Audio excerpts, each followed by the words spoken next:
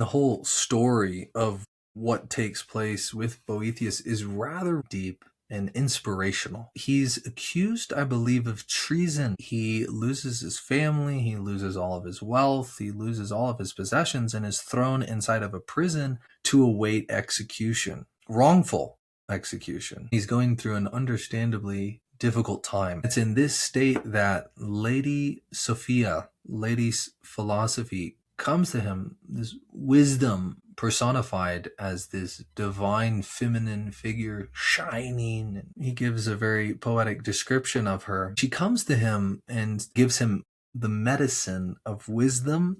And in one portion of what I would like to read to you today, on page 52, but when power is handed over to just men, which is a rare case indeed, what else do we praise them for but their just use of that power? So it isn't the office that brings honor to virtue, but virtue that brings honor to the office of political authority. And that's a truly beautiful thing to contemplate, because oftentimes the pomp and the extravagance and the music and the military parades which accompany our rulers, there's this honor which is bestowed upon the rulers of our country, and we've descended to such a degree in our culture that honor is bestowed upon them just by virtue, pun intended, of the fact that they hold political office, even though many of them are degenerate,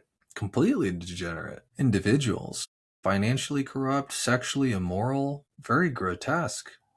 And you know, what Boethius is teaching us is that virtue itself is what is worthy of our bestowal of honor. It isn't the fact that someone is a politician, or they are a teacher, or they are a policeman. The position itself doesn't bestow honor, but it is how, in what way that power is used. And that is what we revere. We revere the virtue within the individual that they are living by. And I feel as though that's important to mention today, because we have these presidents and we have these congresswomen and congressmen, and they think that because they are president, they are worthy of any honor or glory. But the glory is truly only God's, and we only revere those to the degree